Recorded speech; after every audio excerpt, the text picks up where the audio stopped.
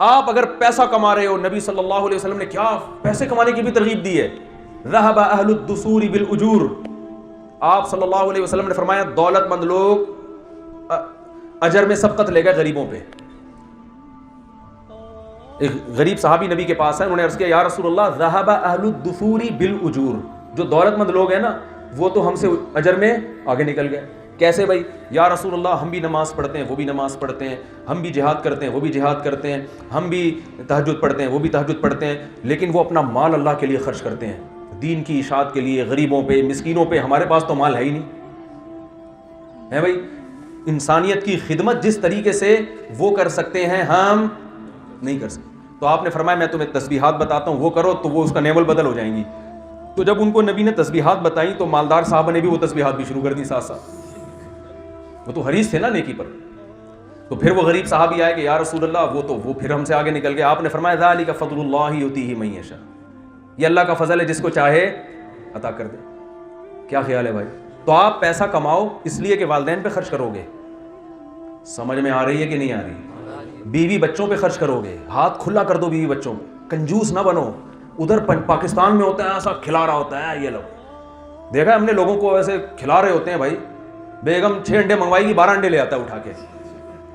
سب کی بات نہیں کر رہا، یہاں کے بعض لوگوں میں دیکھا ہے، وہ بعض بھی بہت تھوڑے سے اور وہ بھی آپ کے علاوہ ہیں بالکل.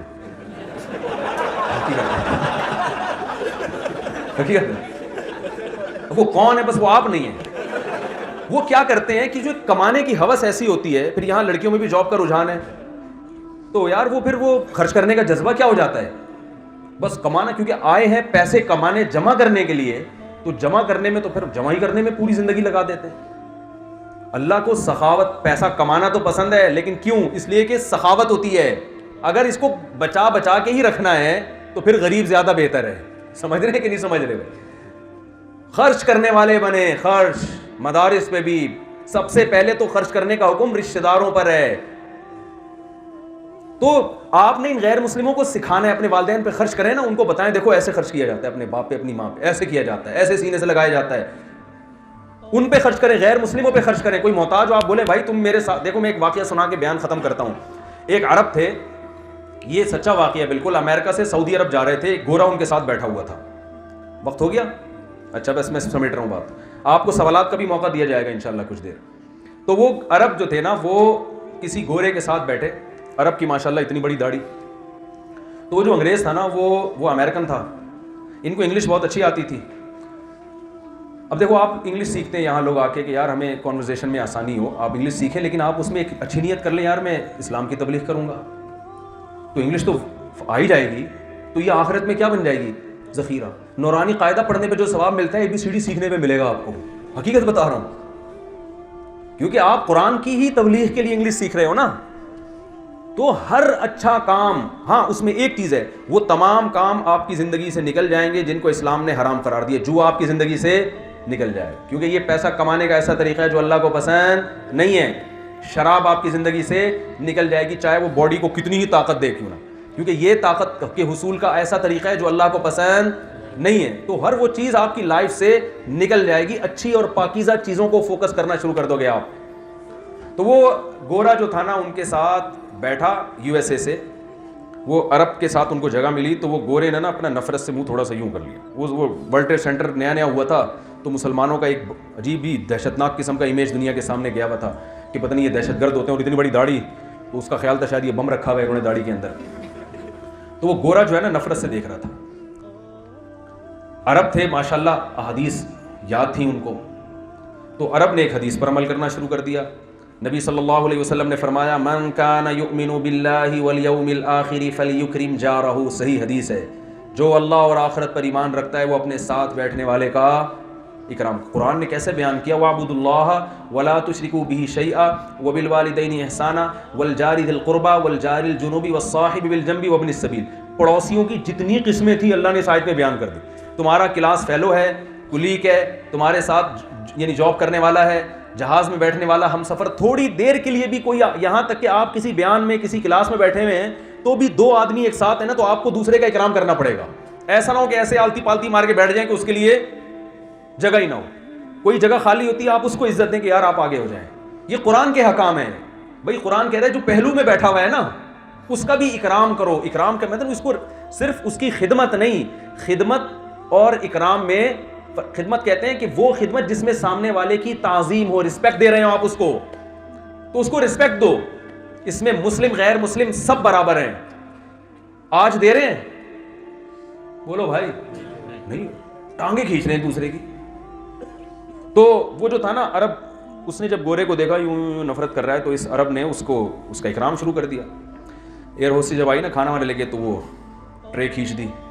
پہلے ان کو ہمارے ہوتا ہے پہلے اپنے پاس رکھ لیا, وہ وہاں سے پھلانگ کے کھانا وہاں تک پہنچنا کافی مشکل ہو رہا ہوتا ہے, اس کی پرواہ نہیں کرتے بعض دفعہ لوگ. تو بھائی اور پھر کچھ اپنے پاس بھی کچھ چاکلیٹ موکلیٹ کوئی بھی چیز تھی اس سے پوچھنا شروع کر دیا, بڑے نرم انداز سے نا اس سے ہر چیز اس سے پوچھ رہے ہیں, یہ تو نہیں چاہیے وہ تو نہیں چاہیے.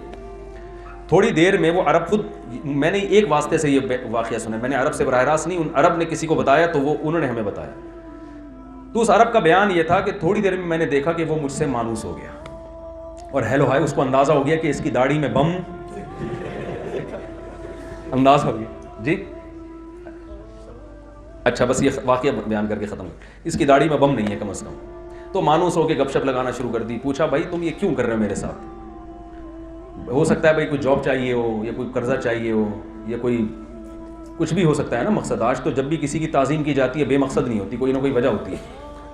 تو اس نے کہا کہ بھائی میں اس لیے کر رہا ہوں کہ رسول اللہ صلی اللہ علیہ وسلم کا, ہمارے نبی کا ارشاد ہے من کان یؤمن باللہ والیوم الاخر. ہمارا تو ایمان قبول نہیں ہے نا, جو اللہ آخرت پر ایمان رکھتا ہے اس کی شرط ہے یہ. یعنی اس کا مطلب کیا ہے کہ جو یہ نہیں کرتا اس کا آخرت پر ایمان نہیں ہے, اور جس کا آخرت پر ایمان نہیں وہ مومن ہو سکتا ہے.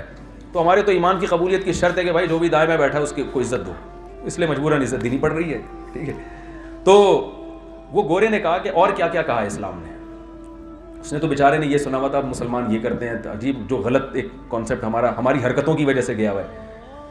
تو بالآخر وہ کہتے ہیں کہ جب جہاز نے ٹیک آف کیا تھا تو اس وقت وہ ایسا غیر مسلم تھا جو اسلام اور مسلمانوں سے شدید نفرت, اور اترنے سے پہلے وہ کلمہ پڑھ کے مسلمان ہو چکا.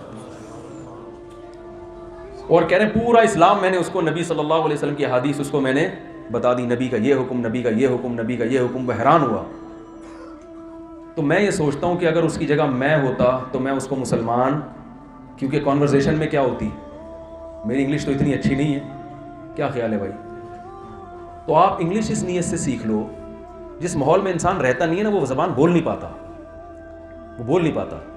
ہم نے بڑی گاڑی عربی کی کتابیں پڑھی ہیں جو عرب بھی نہیں جانتے ہیں, ایسی عربی ادب کی, لیکن جب بولنے کی بات آئے گی تو چونکہ ماحول نہیں ہے نا, کتاب پڑھوا لو ہم سے, وہ کتابیں طلبہ کو بھی پڑھا دیں, لیکن ماحول جب تک نہیں ملتا تو آدمی وہ زبان پہ قدرت نہیں ہوتی اس کو. تو آپ اس نیت سے سیکھ لیں کہ بھائی میں نے کیا کرنا ہے, اسلام کو پھیلانا ہے, میں نے لوگوں کو اللہ کی طرف لے کر آنا ہے. آپ اس نیت سے اکرام کریں.